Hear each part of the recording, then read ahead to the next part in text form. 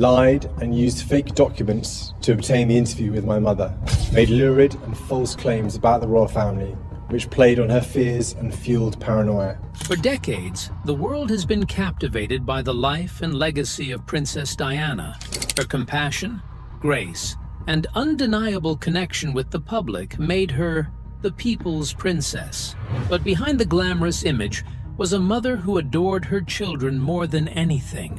Now, after years of secrecy, a long-lost letter from Diana to her eldest son, Prince William, has finally come to light. What did she want him to know?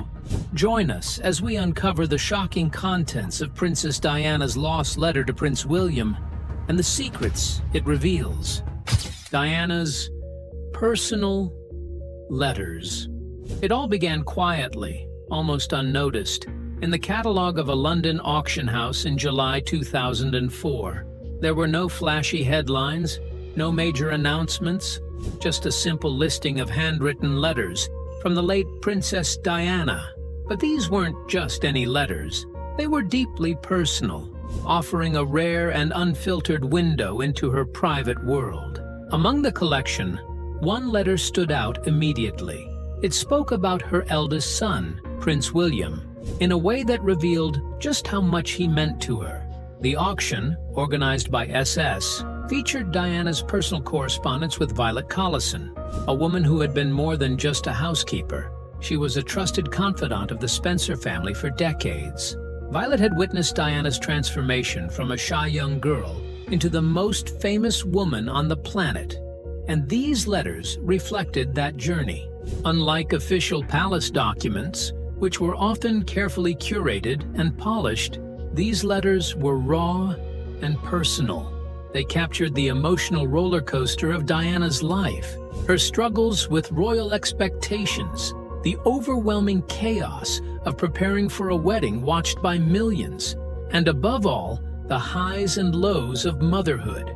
One particularly charming letter, dated July 8, 1981, just weeks before her wedding to Prince Charles, painted a picture of a young bride-to-be caught in a whirlwind of last-minute preparations. Yet despite the frenzy around her, Diana's words carried a playful, light-hearted tone. Everyone's racing around here fixing up last-minute stuff, but the bride's keeping her cool. This small remark hinted at the warmth and relatability that made her so beloved by the public. But as the years passed, her letters took on a more serious tone. The carefree excitement of a young princess gave way to deeper emotions, frustration, concern, and above all, an unshakable devotion to her two sons. What made these letters so extraordinary wasn't just what Diana wrote, but the emotions behind her words. They revealed a mother who was constantly thinking about her children's happiness, their well-being, and their future. Though the world had seen Diana through photographs, documentaries, and dramatic interviews, these handwritten messages offered something different. They weren't meant for public consumption. They were quiet, personal, and intimate, proof of just how much she longed for her sons to grow up with kindness and compassion, something that was often difficult to hold on to within the walls of the palace. One particularly touching letter, dated June 21, 1989, captured this perfectly.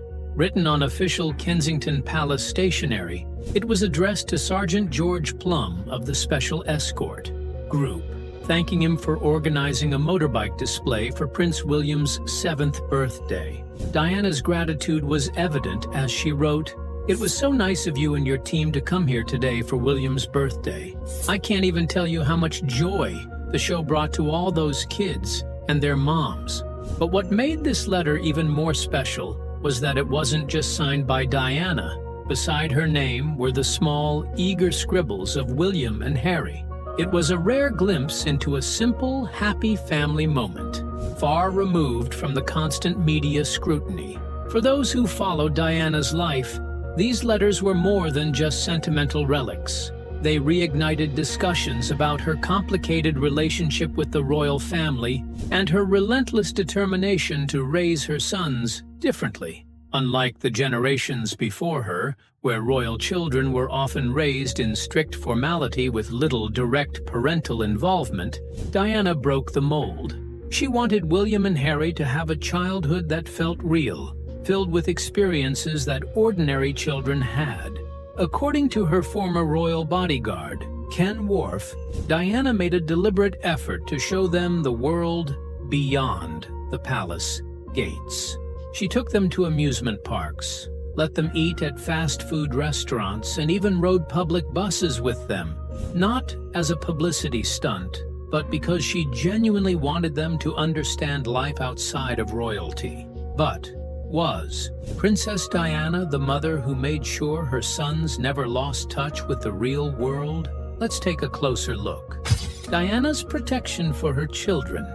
Princess Diana was not just a royal figure. She was a devoted mother who wanted her sons, William and Harry, to grow up with experiences beyond the walls of the palace. She believed that despite their royal status, they should know what life was like for ordinary children. Diana made it a point to take them on outings where they could interact with people from all walks of life, ensuring they didn't grow up in a bubble of privilege. At the same time, she was fiercely protective of them, understanding the relentless pressure of the media. She worked with palace officials to arrange official photo sessions, allowing the public to see key moments in her children's lives, such as their first day of school or family vacations. But in return, she asked for privacy, striving to shield them from the constant scrutiny that came with being a royal. It was a careful balancing act, giving the press just enough access to satisfy public curiosity while preserving her son's right to a normal childhood. Andrew Morton, in his book Diana, Her True Story, revealed how deeply she struggled with the media's intrusion. She had lived under its harsh glare and knew the toll it could take, especially on a child. Her letters about William weren't just casual updates. They were heartfelt glimpses into a mother's love, a record of her devotion to preparing him for the life ahead while also protecting him from its harshest realities. By the time these letters resurfaced at an auction in 2004, William was no longer a boy. He was a young man at university, carrying forward the lessons his mother had instilled in him. The letters, filled with maternal pride and wisdom, provided a deeper insight into his character, showing how Diana's influence shaped him. Came at a time when the world was still mourning her loss, just 7 years after her tragic death. The monarchy was still adjusting to the changes she had set in motion, and William's growing presence in the public eye made many see him as Diana's emotional heir. But these letters were more than just historical artifacts. They were a poignant reminder of what had been lost. Diana never got to see her sons grow into adulthood, never got to witness them build their own families, or champion causes she would have been proud of. Yet through these handwritten notes, her voice lived on, not in carefully crafted speeches or formal appearances, but in her own words, filled with warmth and sincerity. What began as an auction became something far more meaningful. The rediscovered letters allowed people to feel Diana's presence once more. They revealed her deep love for William. Diana's legacy as a mother wasn't just about letters or photographs. It was about the choices she made every single day. Some of those choices were bold. Some were quiet acts of defiance against royal traditions. But at the heart of it all was one simple truth. Before William and Harry were global figures, they were just two young boys with an extraordinary mother. Diana understood that with their privilege came immense pressure, and from the very beginning she was determined to give them more than just titles. Did her children's upbringing reflect character, compassion, and a connection to the world beyond the palace gates? Let's find out. Diana's parenting style. On June 21, 1982, Princess Diana became a mother for the first time when she gave birth to Prince William. At just 20 years old, her transition into motherhood was immediate and deeply transformative. It wasn't just a role she accepted, it was a mission she embraced with her whole heart. Unlike previous royal mothers who often followed strict traditions, Diana chose to do things differently. She didn't want to be a distant figure in her children's lives. She wanted to be present in every way possible. She broke royal norms by breastfeeding William, a decision that had been almost unheard of in the royal family for generations. She even picked his name herself, instead of allowing the palace to decide.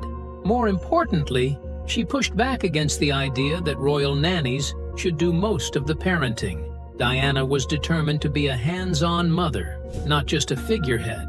Her devotion became even more evident when, just a few weeks after William was born, Prince Charles had to travel to Australia. Traditionally, royal children would stay behind in the care of staff, but Diana refused to leave her newborn son.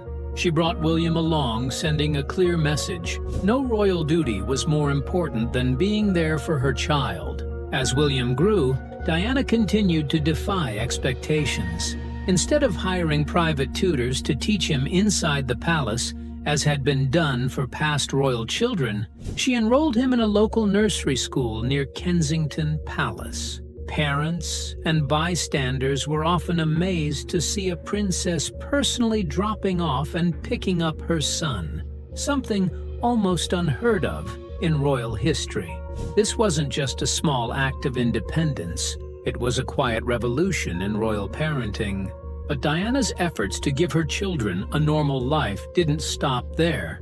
She made sure William and his younger brother Harry experienced the world beyond palace walls. Their childhood wasn't just about grand banquets and royal engagements. It was filled with everyday moments that any child would cherish. She took them to McDonald's, not because she particularly enjoyed fast food, but because she wanted them to experience what regular kids did. She took them on the London Underground, let them enjoy theme parks, and surrounded them with people who didn't bow or address them in formal tones. These weren't just casual outings, they were carefully planned lessons. Diana wanted her boys to see life from all perspectives, to understand the world outside of their royal bubble. According to her former protection officer, Ken Worf, she meticulously arranged these trips, choosing the quietest times and minimizing security. Sometimes she even wore subtle disguises to move unnoticed among the public. She wasn't just giving them a childhood, she was teaching them empathy, a lesson that would shape them for years to come. Her desire to instill compassion became even clearer when she introduced her sons to her charity work. In one particularly impactful moment, she brought William to visit Centrepoint, a charity dedicated to helping young homeless people in London. Here, he met children and teenagers who had grown up without families, without education, and without a place to call home. For Diana, this wasn't just about exposing William to the struggles of others. It was about making sure he understood the responsibility that came with his privileged position. Through her love, her defiance of outdated traditions, and her unwavering commitment to her children, Diana didn't just change the way royal parenting was done, she redefined it entirely. So how close was Diana to her children? Let's find out. The unbreakable bond between Diana, William, and Harry. By the early 1990s, Diana's marriage to Prince Charles was crumbling, and the world watched as their relationship fell apart. But amid the chaos of royal life, relentless media speculation, personal heartbreak, and palace politics, Diana found her steady ground in one place: her sons, William and Harry. More than ever, she poured her energy into their upbringing, determined to shield them from the turbulence surrounding her. Diana made deliberate parenting choices that would shape her boys for years to come. She carefully selected schools that prioritized both privacy and emotional well-being, choosing Wetherby School and Ludgrove, known for their nurturing environments. But she didn't just send them off and hope for the best. She worked closely with school staff to ensure that, at least within the classroom walls, William and Harry could experience a sense of normalcy. When Charles and Diana officially separated in 1992, the challenge of co-parenting under the relentless public eye began. Yet, Diana remained deeply involved in her sons' daily lives. She attended school events, cheered them on at sports days, and personally wrote thank you notes to staff, small gestures that spoke volumes about her unwavering dedication. Many of those handwritten notes have since resurfaced in auctions, serving as tangible reminders of a mother who never let royal duties overshadow her role as a parent. By 1995, when Diana sat down for her now infamous interview with journalist Martin Bashir, watched by over 22 million people, the world saw the undeniable cracks in the royal facade. But even in that moment, Diana's priority remained clear: her boys.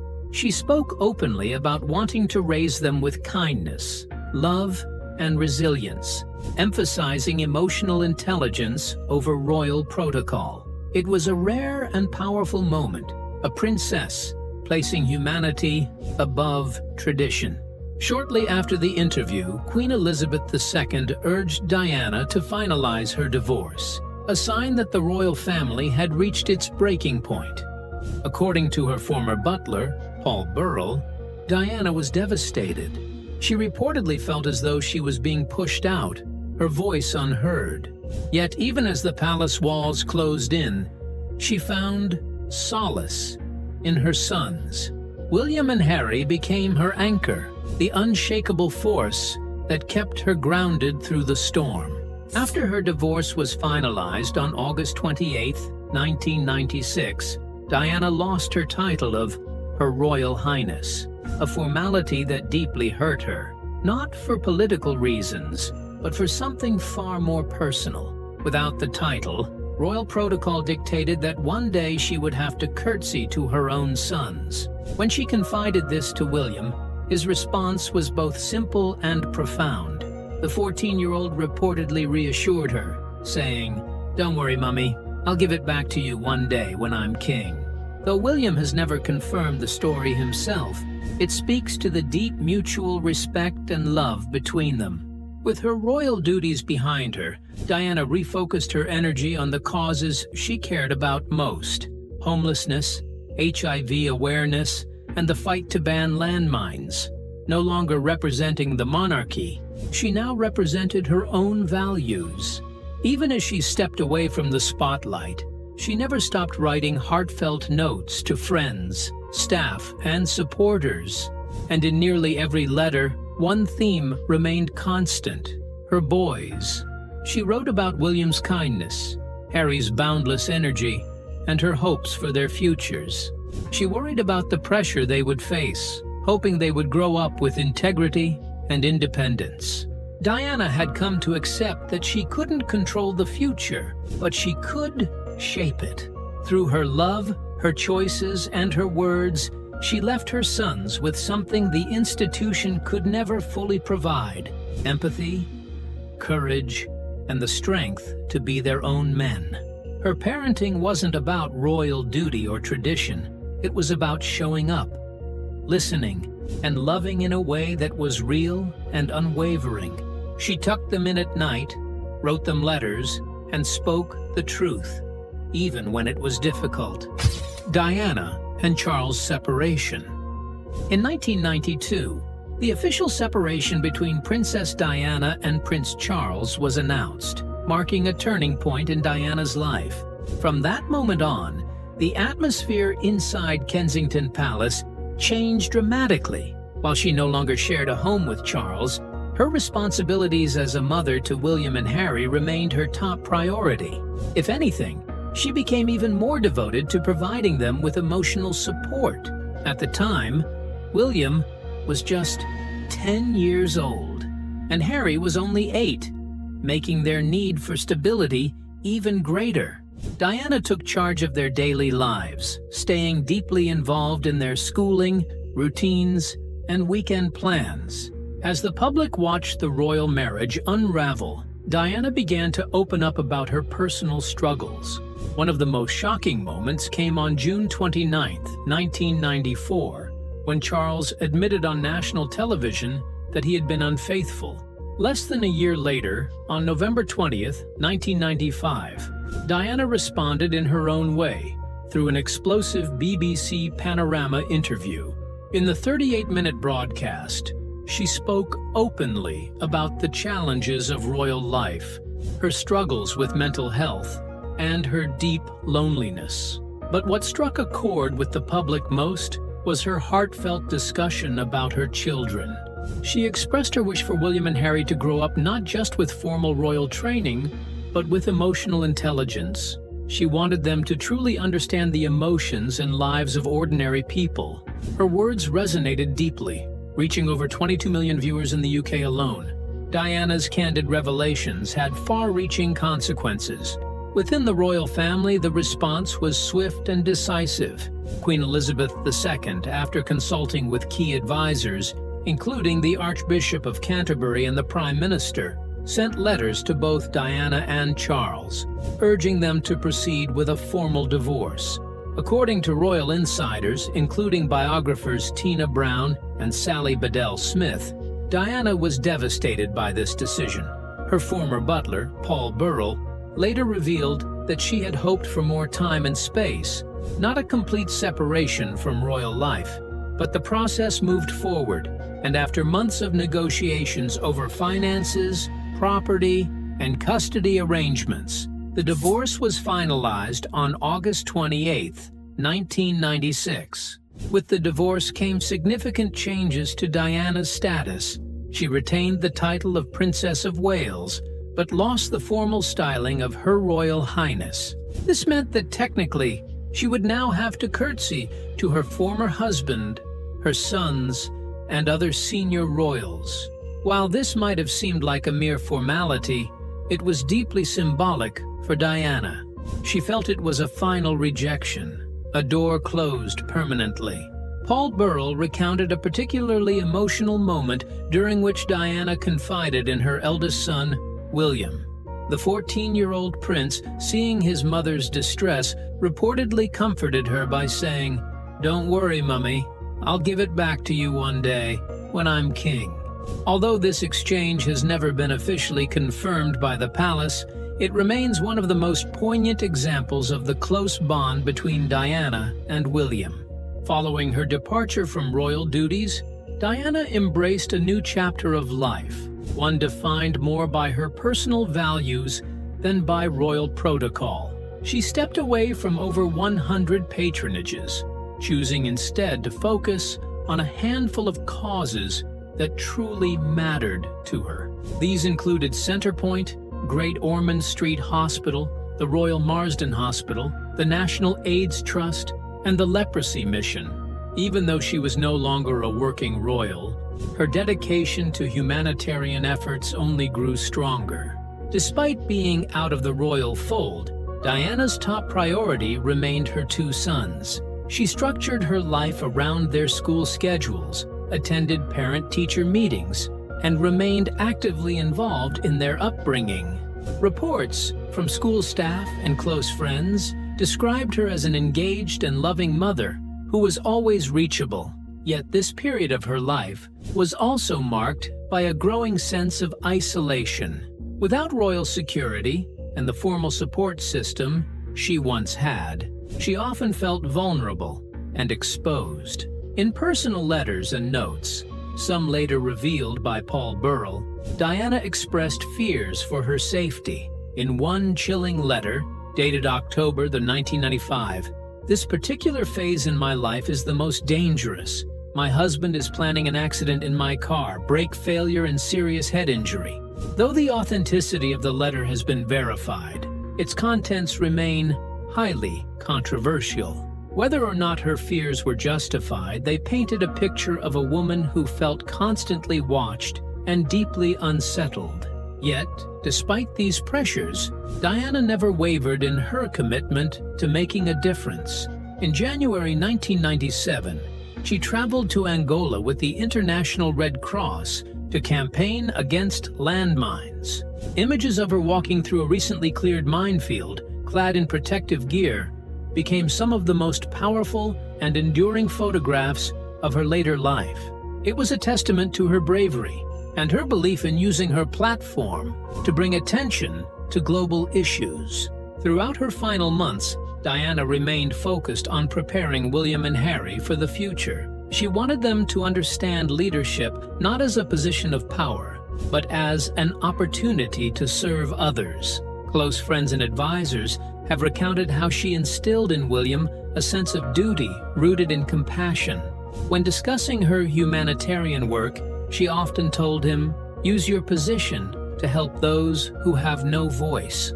Tragically, that future was never realized. On August 31st, 1997, Diana's life was cut short in a devastating car crash in Paris. The world watched in shock as William, just 15, and Harry, only 12, walked behind her coffin, their faces etched with grief. Yet, even in her absence, Diana's influence on her sons remained unmistakable. What do you think about the shocking revelation from Princess Diana's letter to her son, Prince William? Share your thoughts with us in the comments section. Don't forget to like and subscribe.